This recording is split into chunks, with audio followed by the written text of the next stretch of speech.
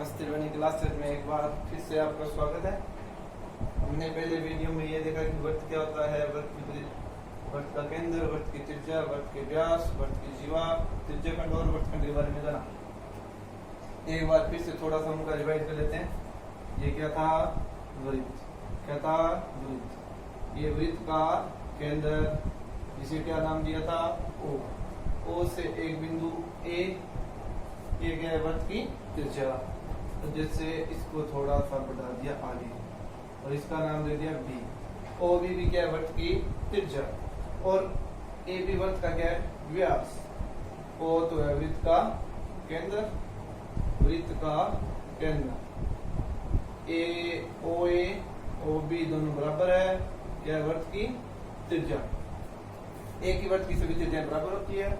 और एक A B वृत्त की सबसे बड़ी जीवा भी है। जीवा को एक और भी बना देते हैं, सी डी के वृत्त की जीवा है। और आपने ये भी जाना कि वृत्त की सबसे बड़ी जीवा क्या होती है? वृत्त का व्यास। अब हम कई बार उससे पहले हम ये जानेंगे कि वृत्त की परिधि और क्षेत्रफल क्या होता है। ठीक है, उससे पहले थोड़ा सा क्वेश्चन है। वृत्त का केंद्र, क्वेश्चन है छोटी क्लास में, वृत्त का केंद्र वृत्त के कौन से भाग में होता है? वृत्त का केंद्र वृत्त के कौन से भाग में होता है? वृत्त का केंद्र है जो वृत्त के अंदर स्थित है, इसको कहते हैं इंग्लिश में अभ्यंतर। क्या कहते हैं? अभ्यंतर। सॉरी, बुक में अंदर नहीं लिखा हुआ होगा, बुक में मिला होगा अभ्यंतर। हिंदी में कहते हैं अभ्यंतर। ठीक है, मतलब वृत्त का केंद्र कहाँ स्थित है? वृत्त के अंदर, अंदर था अभ्यंतर, अभ्यंतर। ठीक है, अब बात करते हैं इससे आगे वृत्त की परिधि। आज का टॉपिक है हमारा वृत्त की परिधि और वृत्त का क्षेत्रफल। सबसे पहले परिधि को देखते हैं। परिधि होती क्या है? वृत्त की परिधि, वृत्त की परिधि, वृत्त। अब देखो, अपने परिधि सीधी शब्द का अर्थ नहीं करना है, हमें देखना है वृत्त की परिधि। वृत्त की परिधि का अर्थ होता है चक्कर, एक चक्कर। अब ये क्या अपनाएगा? वृत्त। इस वृत्त के चारों ओर की तय दूरी या लगाया गया एक चक्कर वृत्त की क्या कहलाती है? परिधि। यानी वृत्त के चारों ओर के क्षेत्र या सीमा, बाउंड्री बोलते हैं इसको। क्या ये बाउंड्री है? ये अंदर वाला भाग है अभ्यंतर, जिसको नाम दिया, और बाहरला बहिर्भाग। ये क्या है? बहिर्भाग। और ये है ना, ये बाउंड्री है, इसको एक नाम देते हैं परिसीमा। क्या कहते हैं? परिसीमा। ये वो यानी अंदर वाले भाग और बाहर वाले भाग को अलग कौन करता है? ये वृत्त की बाउंड्री, इसको कहते हैं परिसीमा। अब वृत्त का केंद्र है वो कहाँ स्थित होता है? वृत्त के अभ्यंतर भाग में, अंदर वाले भाग में। और दूसरी बात, अब वृत्त की परिधि यानी वृत्त के चारों ओर लगाए गए एक चक्कर। इसके लिए फॉर्मूला है, वृत्त की परिधि का फॉर्मूला क्या होता है? वृत्त की परिधि, इसका फॉर्मूला है 2 पाई आर। 2 pi are. पाई एक स्थिर यानी नियत मान होता है। इसका मान होता है या तो 22/7 लिख सकते हैं या लिख सकते हैं 3.14। 22/7 का मतलब है 7 का 22 में जो भाग देते हैं तो 3.14 ऐसे आगे भाग चलता रहता है, वो रुकता नहीं है। अपने पॉइंट के 2 डिजिट ही देने हैं। ठीक है, जैसे 3.14। और ये क्वेश्चन में अगर दिया हुआ हो ना कि पाई का मान 3.14 लीजिए, तभी लेना है, वरना 22/7। अब वृत्त की परिधि, अब एक परिधि और वृत्त का जो व्यास होता है उसमें एक संबंध होता है। जब कैसे पाई का मान 3.14 लिया जाता है, ये अब हम जानेंगे। ठीक है, अब देख लिया हमने, पहले इसको मिटा देते हैं। थोड़ा सा ध्यान से समझना। ये मान लो त्रिज्या, रेडियस, ये डायमीटर, ये है परिधि। और अपने को ज्ञात करना है परिधि और डायमीटर का अनुपात। ठीक है, अब अपने मान ली वृत्त की त्रिज्या मान लेते हैं पहले 7 सेमी। तो डायमीटर डी बराबर क्या होता है? 2 इंटू त्रिज्या। इन त्रिज्या का क्या होता है? 2।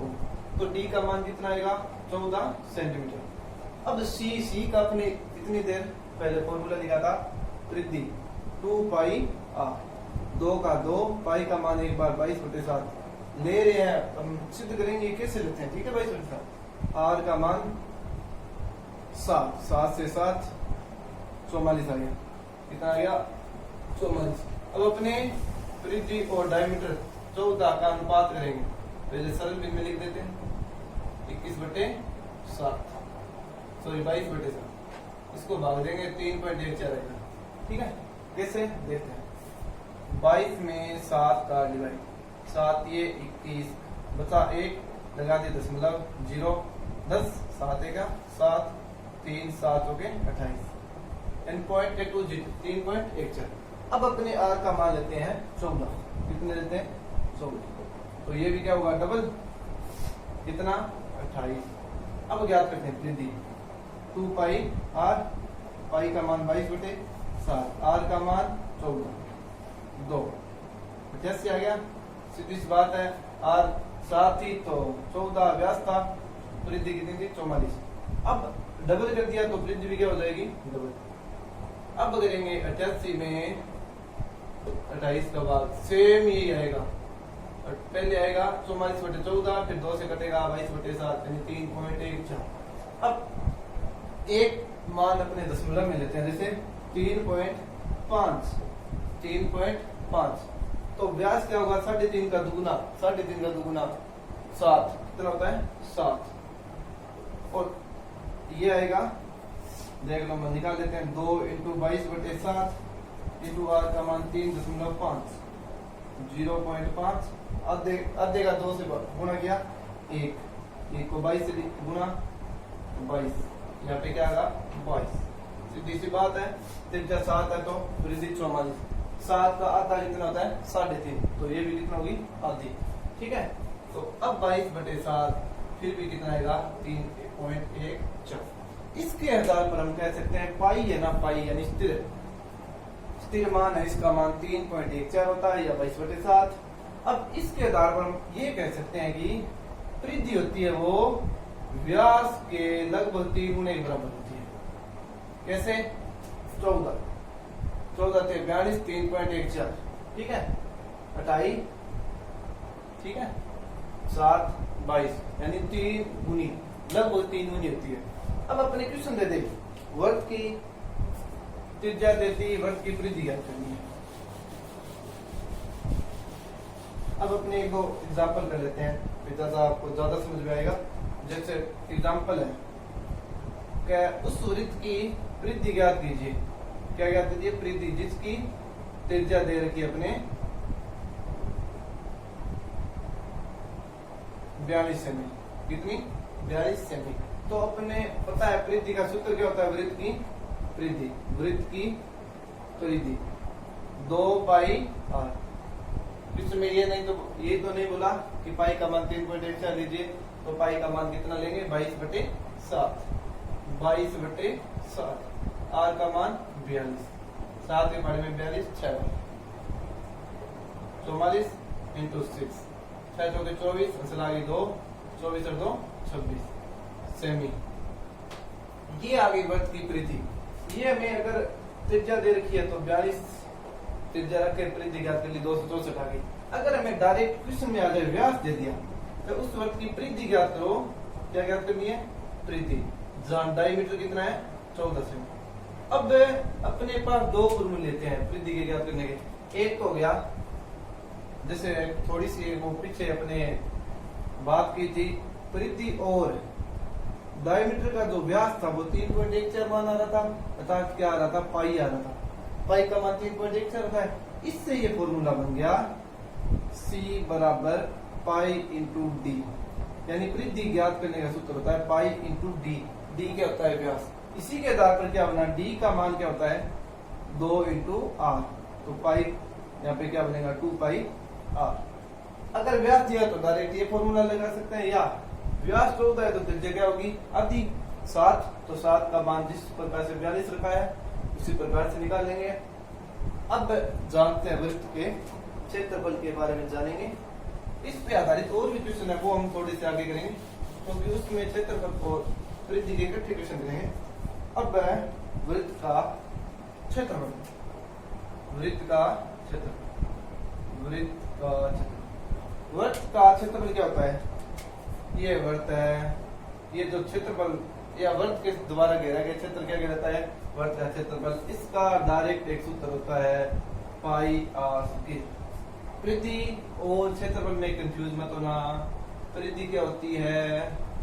2 पाई आर, मतलब परिधि में तो 2 आगे होता है और क्षेत्रफल में 2 ऊपर होता है, ठीक है।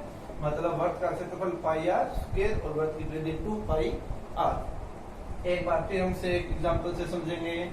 जैसे उस वर्त का, एक वर्त की त्रिज्या 7 सेमी है, तो क्षेत्रफल याद करो, क्या याद करना है? क्षेत्रफल। अपने को सबसे पहले जो मान दिया होता है वो लिखेंगे सॉल्यूशन में। दिए कि वर्त की त्रिज्या कितनी है? 7।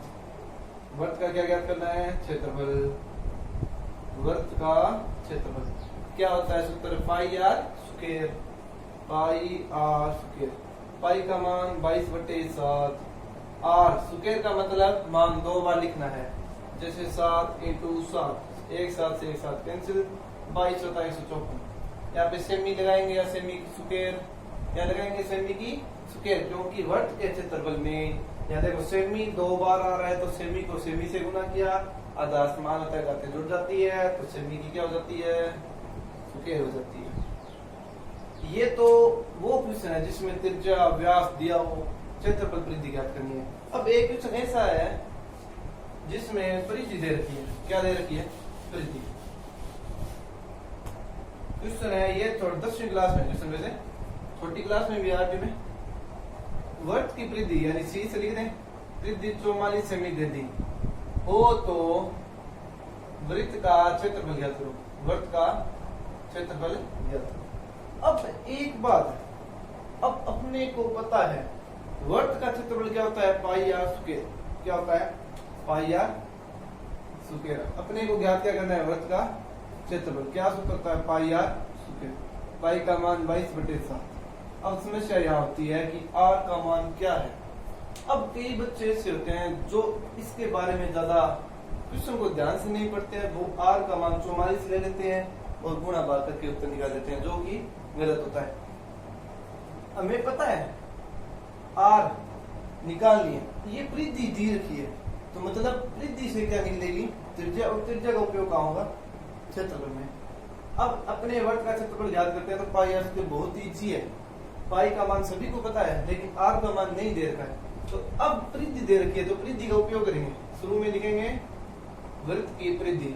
वृत्त की परिधि जो क्वेश्चन में दे रखी है क्या है? 44।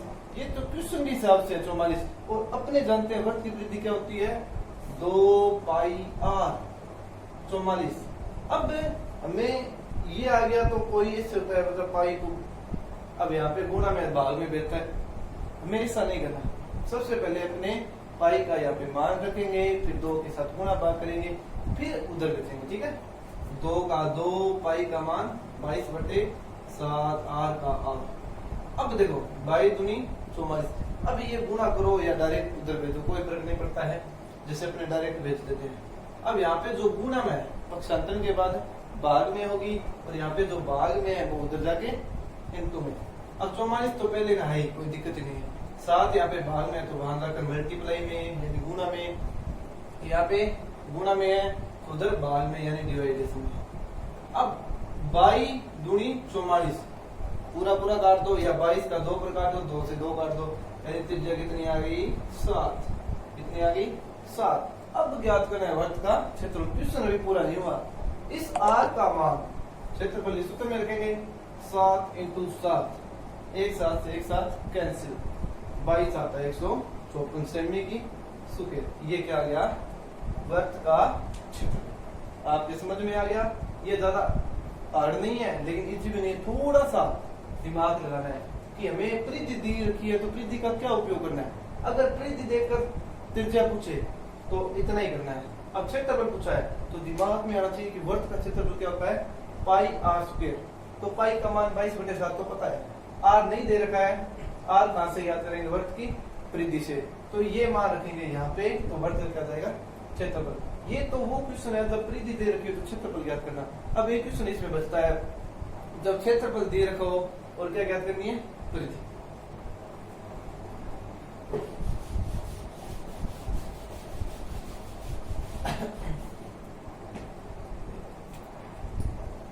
अब क्वेश्चन है एक वृत्त का क्षेत्रफल 154 मीटर स्क्वायर है, तो वृत्त की परिधि ज्ञात करो। परिधि ज्ञात करो।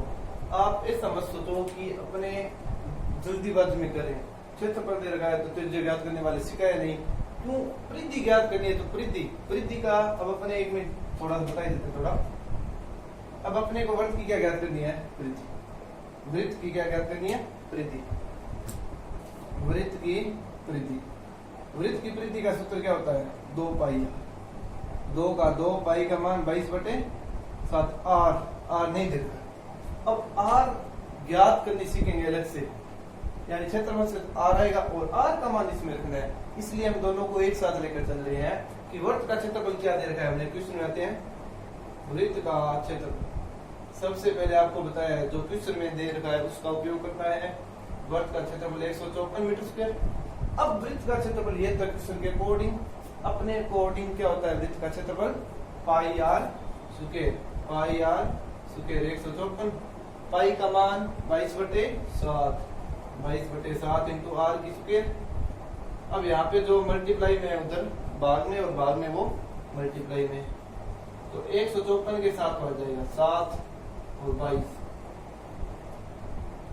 7। अब 7 इंटू 7, अब इधर स्क्वायर है उधर जाकर वर्गमूल, 7 इंटू 7, या तो 49 लिख लो या 7 इंटू 7 पढ़ा रहने दो। अब वर्गमूल में 2 का जोड़ा बनता है, अंदर 2 7 है तो एक साथ आ जाएगा 12, तो वृत्त की त्रिज्या कितनी आ गई, 7। अब अगर क्वेश्चन हो वृत्त का क्षेत्रफल 154 मीटर स्क्वायर है तो वृत्त की त्रिज्या ज्ञात कीजिए 7। अगर क्वेश्चन ऐसे हो तो वृत्त का व्यास ज्ञात कीजिए, व्यास, तो व्यास त्रिज्या का क्या होता है, 2 गुना। अब अगर पूछे वृत्त की परिधि, अपने को क्या पूछा है, वृत्त की परिधि, तो आर का मान कितना है, 7, 7 से 7 44 सेमी। ये क्या है, वृत्त की परिधि। अब हमने ये पढ़ लिया कि वृत्त क्या होते हैं, वृत्त के भाग, त्रिज्याखंड, वृत्तखंड, वृत्त की परिधि, वृत्त के क्षेत्रफल। ये 8वीं क्लास तक इसी बेस पे आधारित क्वेश्चन है। आपको क्वेश्चन करना, अगर आपको कोई दिक्कत हो तो पूछना। इसके बाद में हम 10वीं क्लास या 9th क्लास से रिलेटेड जो क्वेश्चन है वो पढ़ेंगे। और आज के लिए इतना ही, धन्यवाद।